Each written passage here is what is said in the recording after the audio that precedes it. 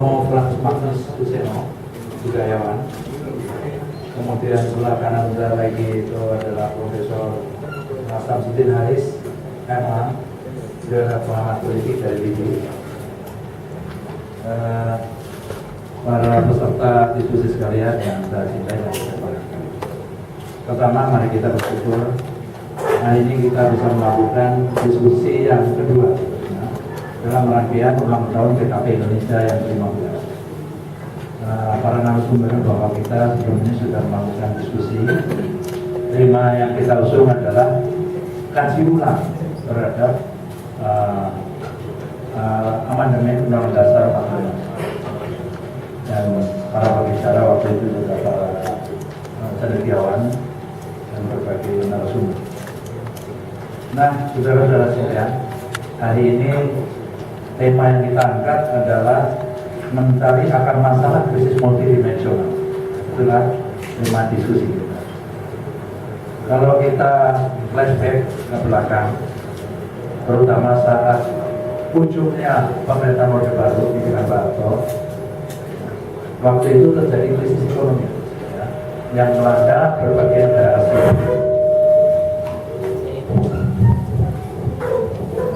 Ini dimatiin dulu satu.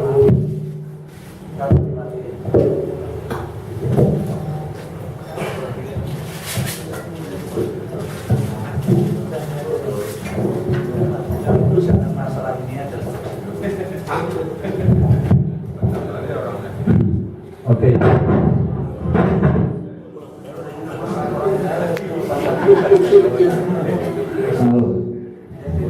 Sudah.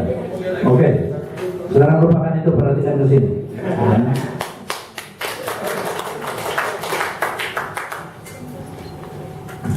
Jadi kita kalau flashback ya, pada ujung Orde Baru kan kita alami krisis ekonomi.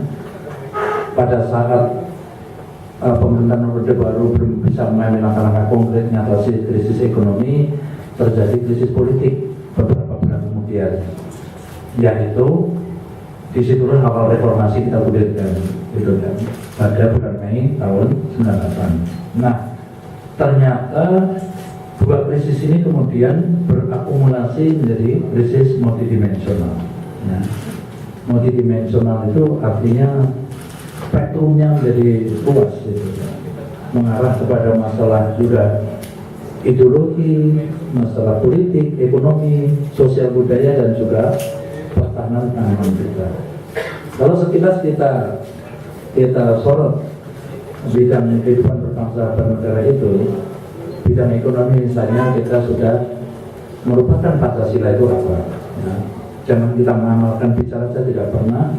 Hanya karena kita alergi dengan P4 cara atau metode cara sosialisasi Pancasila oleh Orde Baru. Tetapi bukan metodenya kita ganti, tetapi Pancasila yang kita lupakan. Anda tahu akibatnya apa? Untuk kehidupan kita seperti orang-orang liberal, ya, lulu gue gitu, bukan budaya yang kita kembangkan. Soal politik, Anda sudah tahu cara akan nyari kekuasaan lewat partai politik. Setelah dapat, ya mikir dirinya dan kelompoknya ke partainya.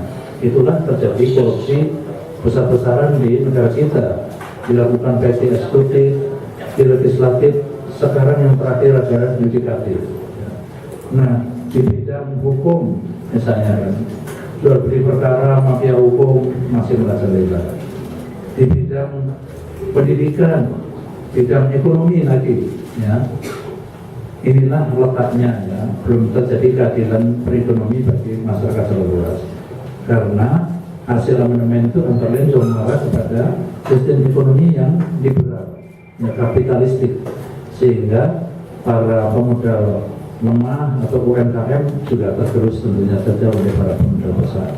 Sekilas seperti itu. Pertahanan kita, negara yang besar seperti ini, nyatanya kita sering dilecehkan oleh negara lain, apalagi negara tetangga yang sekarang ini negara yang paling kecil di sebelah kita. Singapura sudah mulai macam-macam sama kita hanya gara-gara nama kapal perang kita. Seperti itu. Artinya apa? Artinya itu tadi bahwa krisis sudah menjarah kepada semua kehidupan bangsa dan negara. Nah, reformasi kita sudah 16 tahun namanya. Mari kita coba secara jujur mengevaluasi apakah sudah baik. Nyatanya masih banyak kemiskinan, maka masih terjadi konflik horizontal di mana-mana, masih juga terjadi ketidakadilan di bidang hukum, di bidang ibadah termasuk. Nah, yang sudah baik mungkin yang sering jadi kebanggaan pemerintah adalah pertumbuhan ekonomi kita sudah di atas 6%, walaupun sebenarnya itu adalah pertumbuhan makro di mana rakyat kemiskinan juga masih banyak. Kalau kita mengacu kepada data BPS sekitar 30 juta, tetapi kalau kita menggunakan standar Bank Dunia itu lebih dari 100 juta. Saya sebagai pimpinan partai politik, saya lebih cenderung menggunakan standar Bank Dunia. Mari kita angkat yang 100 juta lebih ini ke dalam kehidupan yang lebih baik.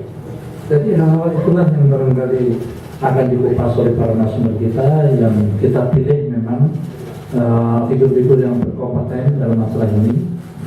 Karena itu saya minta Anda untuk mendengarkan masalah dengan baik dan diskusi tentunya dua arah. Nanti setelah narasumber memberikan penjelasan, saya minta Anda semua pun memberikan respon yang berbeda susah. Para narasumber di depan Bapak-Bapak adalah para pengurus di DPN, istilah kita itu DPN bukan DPP, Dewan Pengurus Nasional tingkat pusat, juga para kader dan juga para caleg, tapi saya pilih hanya yang mencalekkan di tingkat DPR. Dan ada perwakilan juga yang khusus saya datangkan dari Papua, ya. Coba berdiri sampai tidak ragu lagi dengan Pak Ramses. Jadi itu dan juga teman-teman media saya ucapkan terima kasih masih terus mau mengikuti rangkaian acara ulang tahun PKP Indonesia. Dan sekaligus saya mengundang para narasumber ulang tahun secara lokal masing-masing tempat sudah dirayakan selama 1 bulan ini dan pada puncak ulang tahun itu tanggal 15 Januari 15 Januari itu saya di Jawa Timur, saya ikut Jawa Timur, lalu pada bulan berikutnya saya di daerah-daerah. Nah, perlu Bapak ketahui bahwa ulang tahun kita tanggal 15 Januari, tanggalnya 15, ini tahun adalah ulang tahun ke-15 dan nomor urut partai kita nomor 15. Jadi Gusti Allah ini sudah memberikan kode kepada kita. Itulah pemenang pemilu yang akan datang. Demikian kata pengantar saya. Untuk selanjutnya saya kembalikan kepada yang jadi moderatornya adalah Pak Rudi. Ya, ayo silakan.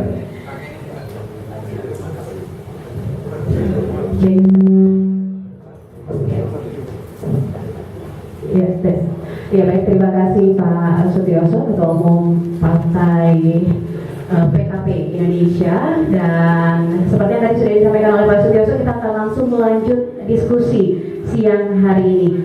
Diskusinya cukup menarik karena membahas masalah krisis multidimensi.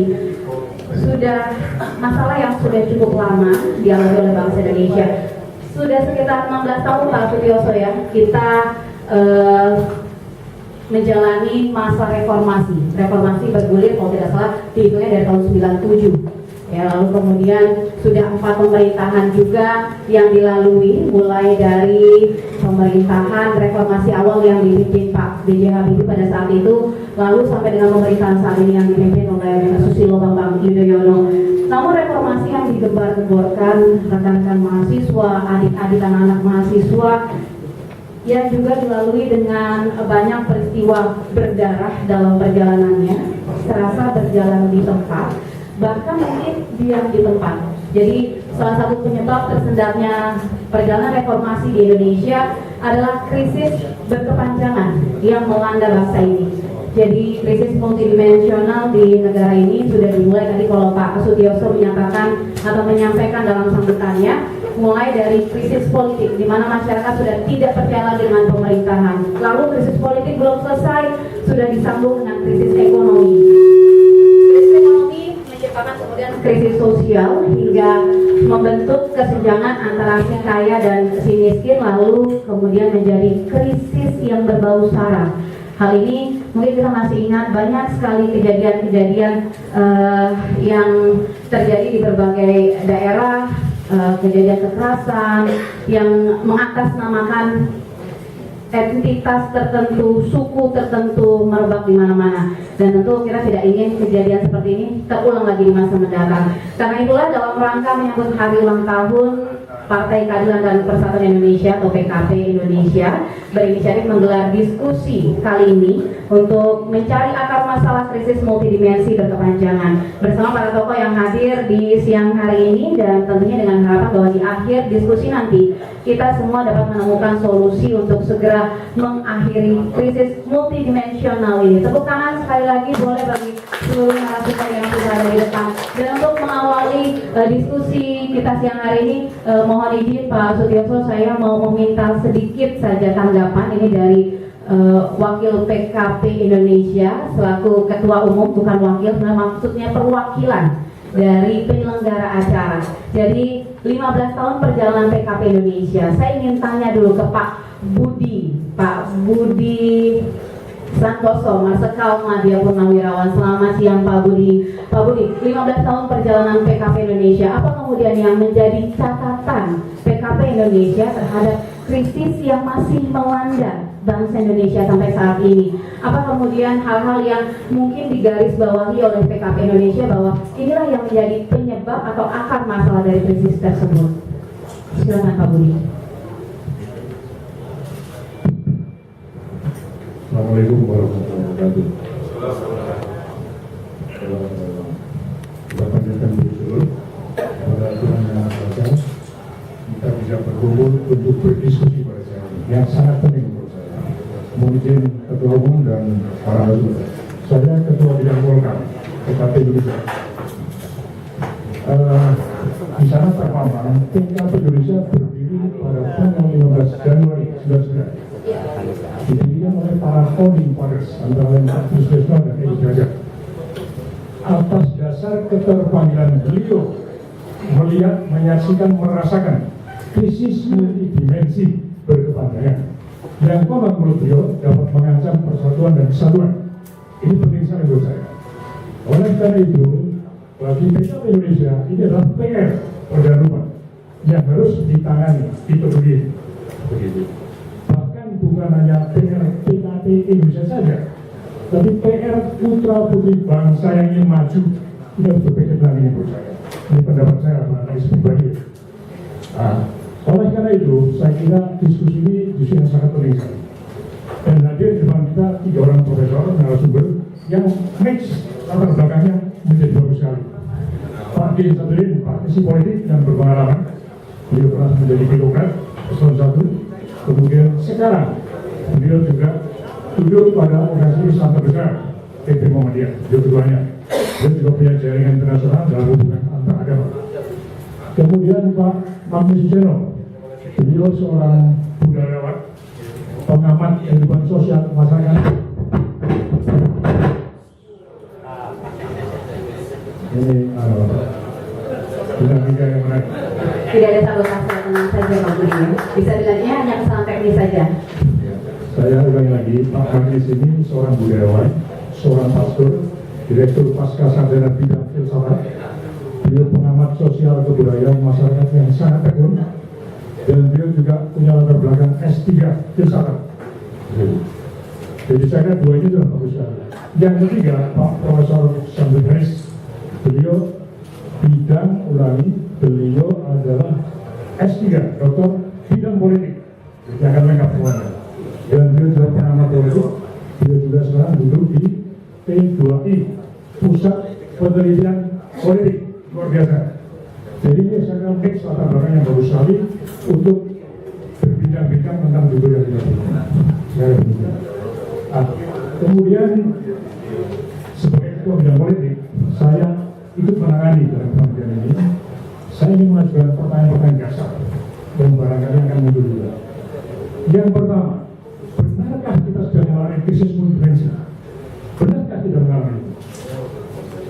saya kira pertanyaan penting. Kalau benar iya, apa penyebabnya? Ini pertanyaan yang kedua. Pertanyaan yang ketiga, mengapa kalau betul ini krisis multidimensi yang melanda kita 15 tahun lebih, kok dibiarkan saja? Bahkan dari penyelenggara negara pun belum ada usaha yang bersungguh-sungguh untuk meneliti apa sebabnya. Karena mencari penyebab akar masalah itu butuh proses penelitian dengan tenaga profesional. Setelah itu baru dirumuskan langkah-langkah yang strategis, yang kena, yang benar. Itu pertanyaan saya ketiga. Pertanyaan yang keempat lupa, mungkin nanti disebutkan. Yang keempat lupa, jadi jawaban. Saya kira demikian, dan sekali lagi sesuai dengan tentu tadi, mari kita melakukan sebaik-baiknya. Ini persoalan yang sangat penting menurut saya. Demikian sedikit dari saya. Terima kasih dan mohon maaf kalau tidak benar. Iya, terima kasih Pak Budi Santoso Marsional Madia Purnawirawan, Ketua Bidang Politik dan Keamanan PKP Indonesia. Ada 4 pertanyaan awal tadi Pak Budi ya. Ini bisa langsung dijawab oleh narasumber harusnya. Sudah ada 3 orang narasumber di sini.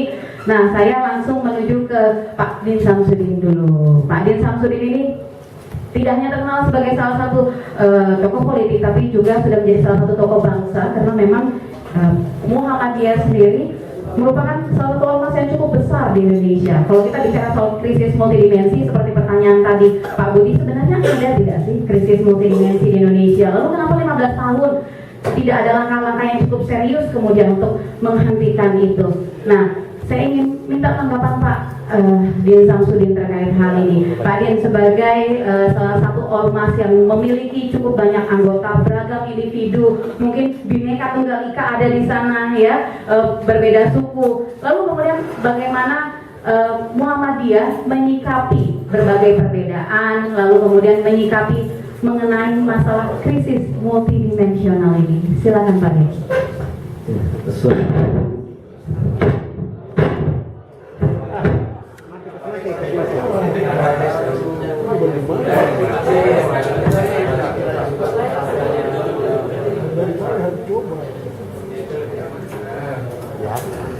Ya, rapat politik begitu ya. Saya sempat was-was ada sabotase, jadi saya merasa aman karena ada mantan Danjen Kopassus. Assalamualaikum warahmatullahi wabarakatuh. Selamat siang dan salam sejahtera bagi kita semua. Sebelum saya ulun terbuk menjawab pertanyaan ini, kalau di ujian promosi doktor menjadi penguji Pak Budi Santoso tadi, tapi izinkanlah sebelumnya saya mengungkapkan rasa bahagia dapat hadir di PKP Indonesia ini. Sebenarnya dengan motif tujuan ingin mengayu bagio acara ini, dan yang kedua ingin membalas kunjungan Bang Yos ke Muhammadiyah berkali-kali. Hadir setiap diundang oleh BP Muhammadiyah beliau selalu hadir. Maka saya akan merasa berdosa besar kalau tidak hadir pada hari ini. Seandainya ada undangan dari Presiden SBY pun akan saya tolak.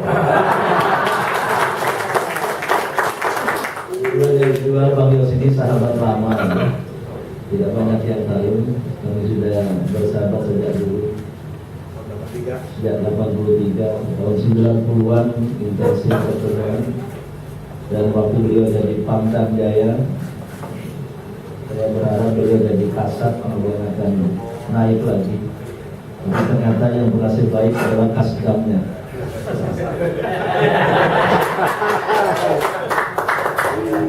Satu waktu beliau mengundang saya ke rumah jabatan Gubernur DKI, berdua sambil nonton TV besar di situ. Saya kira 2 bulan lagi akan berhenti dari Gubernur sambil makan snack ringan. Kami sudah berbicara tentang masa depan. Dan kemudian saya buka pada pertemuan ini, Bang Yos, dan itu saya dorong untuk memimpin partai politik. Waktu belum di PKP Indonesia. Apakah partai baru, apakah partai yang ada? Namun dan alhamdulillah saya membaca beliau didaulat menjadi ketua umum PKB Indonesia. Ini kalau Bang Yos, para caleg PKB Indonesia yang hadir tingkat pusat ini terpilih semua nanti, saya berkeyakinan insya Allah akan ada perubahan. Akan tidak ada perubahan sehingga krisis multidimensional berlanjut. Dan saya kira kita sepakat semua ya, walaupun tanpa bermaksud nihilistik, menihilkan dan menegasi prestasi dan kemajuan yang ada. Tetapi secara umum saya kira kita bisa sepakat bahwa ada krisis multidimensional, artinya krisis di dalam berbagai aspek kehidupan bangsa, tapi juga krisis yang berlanjut yang secara teoritis perubahan sejak reformasi itu berlangsung sampai ke tingkat normal itu sekitar 1 dasawarsa. Tapi kalau berlanjut lebih dari 1 dasawarsa, masuk di tahun ke 15-16, seperti sekarang ini 16 Sekarang 16, dan 16 masuk di tahun ke-17 malah. masuk di Pak Ade. Iya. bukan untuk sweet seventeen. Ini tentu ada masalah. Kalau jawaban sederhana saya, kalau ada masalah yang berkelanjutan, maka penyebabnya karena tidak ada pemecahan masalah, tidak ada problem solving. Mengapa tidak ada pemecahan masalah? Jawaban sederhananya karena tidak ada pemecah masalah. Iya. Sebenarnya yang ada pemecah masalah. Pemecah masalah itu membuat masalah jadi banyak. Tidak ada problem solver. Iya. Atau kepemimpinan nasional kita yang ada itu tidak berorientasi problem solving. Maka kalau saya ingin lompat pemimpin Indonesia 2014, Iya. haruslah antara lain berorientasi sebagai problem solver, yaitu yang menyelesaikan masalah-masalah bangsa, bukan yang lari dari masalah. Adalah pemimpin yang escape from the problem, atau bukan pemimpin yang merasa tidak ada masalah. Nah, kalau merasa tidak ada masalah, maka masalah akan selalu ada dan bahkan terjadi penumpukan masalah. Maka saya menekankan agak lompat ya, bukan pada akarnya. Tadi ingin mencari jalan keluar yang nanti antara lain haruslah pemimpin yang punya watak problem solver. Tapi ada watak lain yang tidak boleh diabaikan. Satu, solidarity maker, pencipta solidaritas dari bangsa yang majemuk. Bukan pemimpin untuk kelompoknya sendiri, untuk partainya sendiri, bahkan untuk keluarga dan dirinya sendiri, tapi untuk seluruh bangsa Indonesia yang majemuk. Lain problem solver. Ini bangnya kelihatannya disadap nih. Jangan khawatir. Saya kira nggak apa-apa disadap. Ya, mereka juga dengar pembicaraan itu. Yang ketiga, solidarity maker, kemudian problem solver. Saya kira pemimpin yang risk taker. Risk taker yang mampu mengambil risiko, bukan yang kemudian selalu menyerahkan kesalahan, blaming kepada pejabat dan lain sebagainya, para pembantunya dan sebagainya. Tentu ya, yang keempat itu yang moral committed, yang punya komitmen moral. Yang saya sampaikan ini Bang Yos bukan pendapat saya pribadi, tetapi sudah menjadi rekomendasi Muhammadiyah tahun 2012 untuk pemimpin Indonesia masa depan. Iya, Pak Ade, sebelum lanjut berarti tadi kita setuju bahwa Pak Ade setuju ada memang krisis multidimensi yang terjadi di Indonesia. Ya, kita harus akui krisis multidimensional. Tidak hanya dalam bidang politik, ekonomi, juga budaya. Memang kalau sedikit diamati ada tantangan besar bangsa, yaitu harus liberalisasi. Liberalisasi politik, liberalisasi budaya, liberalisasi ekonomi. Ini yang terjadi di Indonesia. Dan ketiga, arus liberalisasi sebagai konsekuensi dari globalisasi. Ini tidak kita sikapi dengan dua hal. Satu yang berjangka pendek, apa yang disebut dengan self defense mechanism, mekanisme pertahanan diri yang mesti ada ya. Yang kedua yang berjangka panjang itu strategi kebudayaan, strategi culture. Nah saya itu tidak ada, dan bahkan saya ingin tambahkan, seyogianya kita bisa mengacu di dalam menghadapi tantangan dan masalah itu dengan cita-cita nasional yang saya kira PKB Indonesia mengusung itu, yaitu Indonesia yang merdeka, adil, makmur, berdaulat dan bermartabat. Ya, itu dengan sebuah sikap sejati, tetapi kita lari dari cita-cita nasional itu, terutama karena tidak ada garis-garis besar haluan negara untuk menjadi acuan.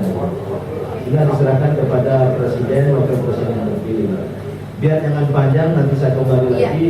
Saya melihat ini akar masalah di antara sebenarnya masalah multidimensional Indonesia ini berpangkal pada dua jenis akar ilmu yang kita pelajari dulu. Jadi ada akar tunjangnya, tapi juga ada akar-akar serabutnya. Jadi kedua jenis itu akar itu ada. Nah, akar tunjang itu berhubungan dengan leadership, berhubungan dengan kepemimpinan. Kalau kepemimpinan yang hadir adalah kepemimpinan yang menyelesaikan masalah, maka to some extent pada tingkat tertentu masalah itu telah diatasi. Tapi karena tidak memecahkan masalah, bahkan menumpuk masalah, maka dirinya merupakan masalah besar bagi bangsa. Iya, baik. Terima kasih Profesor Bin Samsudin. Jadi kalau tadi bisa digarisbawahi yang disampaikan oleh Pak Din adalah kepemimpinan, dan kalau mau menyelesaikan masalah harus mengakui dulu bahwa memang bangsa ini punya masalah, begitu ya Pak Din. Baru kita bisa cari apa akarnya, lalu kemudian bagaimana cara menyelesaikannya. Nah, saya mau ke yang ada di sebelah kiri saya dulu, ini Profesor Samsudin Haris. Jadi Pak Samsudin, kita seperti yang juga diketahui bahwa Indonesia punya banyak sekali sumber daya, tidak hanya sumber daya alam, tapi juga kita punya banyak sekali kebudayaan, dan itu juga menjadi salah satu kelebihan Indonesia. Tapi di satu sisi juga bisa jadi salah satu kelemahan kita, karena keberagaman itu dia tadi kemudian bisa menimbulkan banyak perbedaan-perbedaan. Nah, dengan Pancasila sebagai dasar negara, kemudian Bhinneka Tunggal Ika sebagai moto bangsa Indonesia, bukankah harusnya segala perbedaan dan kekayaan yang dimiliki bangsa ini bisa menjadikan bangsa Indonesia sebagai bangsa yang cukup besar? Tapi kalau tadi diakui oleh Pak Din, kita memang punya masalah 15 tahun, apa tidak cukup untuk kemudian menyelesaikan krisis multidimensional itu? Bagaimana Pak Samsudin Haris melihat hal ini? Apakah krisis multidimensi ini kemudian akan dapat berakhir, atau malah justru diam di tempat tanpa ada perubahan yang berarti? Apa mungkin hal ini memang dikarenakan tidak ada langkah-langkah serius dari pemerintah, kalau tadi mungkin disampaikan oleh Pak Din Samsudin? Silakan.